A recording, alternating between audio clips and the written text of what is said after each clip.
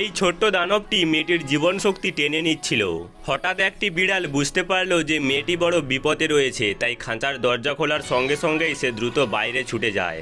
বিড়ালটি দৌড়ে মেয়েটির জানালার কাছে পৌঁছে দেখে দানবটি এখনও তার জীবন শক্তি টেনে নিচ্ছে।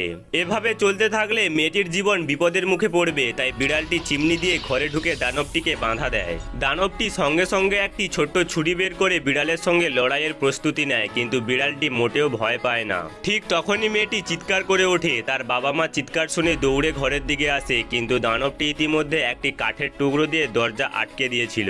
এদিকে বিড়ালটি ধীরে ধীরে দানবটিকে পিছনে যেতে বাধ্য করে। হঠাৎ দানবটি একটি খেলনার কাঁচের জারের মধ্যে পড়ে যায়। বিড়ালটি আক্রমণ চালিয়ে যেতে থাকে, জারটি গড়িয়ে টেবিলের সঙ্গে ধাক্কা খায় এবং একটি বই নিচে পড়ে দানবটির গোপন গর্তের মুখ পুরোপুরি বন্ধ করে দেয়। দানবটি যতই চেষ্টা করুক বইটি সরাতেই পারে না।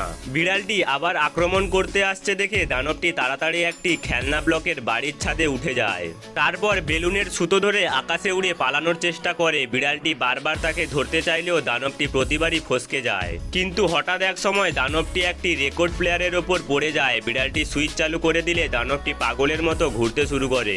গতি যত বাড়তে থাকে ততই সে নিয়ন্ত্রণ হারায়। শেষমেশ দানবটি ছিটকে পড়ে একটি বৈদ্যুতিক পাখার ওপর। ঠিক সেই মুহূর্তেই মেয়েটির বাবা মা দরজা ভেঙে ঘরে ঢুকে পড়ে। তারা দেখে মেয়েটি একটি বিড়ালকে কোলে নিয়ে দাঁড়িয়ে আছে।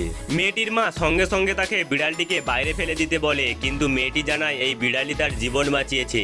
এরপর সে পুরো ঘটনাটি খুলে বলে। তার বাবা বৈদ্যুতিক পাখাটি পরীক্ষা করে সত্যিই সেখানে রক্তাক্ত দানবের দেহ এবং একটি ছোট্ট ছুরি দেখতে পান। তারপর মেয়েটি তাদের দানবটির গোপন গর্তও দেখায়। এবার তার বাবা মা সবকিছু বিশ্বাস করতে বাধ্য হন। বিড়ালটি তাদের মেয়ের জীবন বাঁচিয়েছিল। তারা সিদ্ধান্ত নেন তাকে দত্তক নেবেন।